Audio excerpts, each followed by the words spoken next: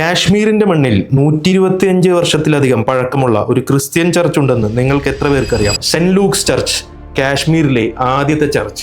1800കളിൽ missionary ഡോക്ടർമാരായ Arthur Neve, Ernest Neve എന്നിവർ ചേർന്ന് പണികഴിപ്പിച്ച ഈ ദേവാലയം കാശ്മീരിലെ തന്നെ ഏറ്റവും പഴക്കമേറിയ പള്ളികളിലൊന്നാണ്. അക്കാലത്ത് ഇവർ പള്ളി നിർമ്മിച്ചത് കേവലം പ്രാർത്ഥനകൾക്ക് വേണ്ടി മാത്രമല്ല, മറിച്ച് അവിടുത്തെ പ്രാദേശിക സമൂഹങ്ങൾക്ക് വൈദ്യസഹായവും സേവനവും എത്തിക്കുക എന്ന വലിയ ലക്ഷ്യത്തോടെയാണ് ഈ മിഷണറി താഴ്വരയിലേക്ക് എത്തിയത്.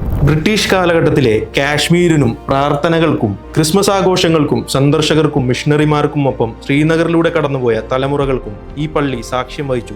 എന്നാൽ പിന്നീട് ഈ പള്ളി പതുക്കെ അടക്കപ്പെട്ടു. ഏകദേശം 30 വർഷത്തോളം ഈ പള്ളി അടഞ്ഞുകിടക്കുകയായിരുന്നു. 2021 ക്രിസ്മസ് രാവിന് തൊട്ടു മുമ്പാണ് ഈ പള്ളി വീണ്ടും തുറക്കപ്പെട്ടത്. ചരിത്രപ്രധാനമായ കെട്ടിടത്തിനുള്ളിലേക്ക് പ്രാർത്ഥനകൾ വീണ്ടും എത്തിത്തുടങ്ങി. ഇന്ന് കാശ്മീർ സന്ദർശിക്കുന്ന വിനോദസഞ്ചാരികൾക്ക് ശ്രീനഗറും സമീപത്തുള്ള ദാൽ തടാകവും പ്രദേശങ്ങളും ചുറ്റിക്കാണുന്നതിനൊപ്പം ഈ പള്ളിയും സന്ദർശിക്കാവുന്നതാണ്. കാശ്മീരിന്റെ വശ്യമായ സൗന്ദര്യത്തിന് നടുവിൽ അതിന്റെ പഴയ മരപ്പണി വാസ്തുവിദ്യയും പ്രശാന്തമായ അന്തരീക്ഷവും ചരിത്രപരമായ ആകർഷണീയതയും ഇന്നും ഈ പള്ളി കാത്തു സൂക്ഷിക്കുന്നു. ഒരുപക്ഷെ അതുകൊണ്ടായിരിക്കാം ഈ സ്ഥലം ഇത്രയേറെ സവിശേഷമായി മാറുന്നത്. അതിന് പഴക്കമുണ്ട് എന്നതുകൊണ്ട് മാത്രമല്ല. 125 വർഷങ്ങൾക്കിപ്പുറവും ഈ മനോഹരമായ ചർച്ചിന്റെ കഥ ഇന്നും കാശ്മീരിൽ തുടർന്നുകൊണ്ടേയിരിക്കുന്നു.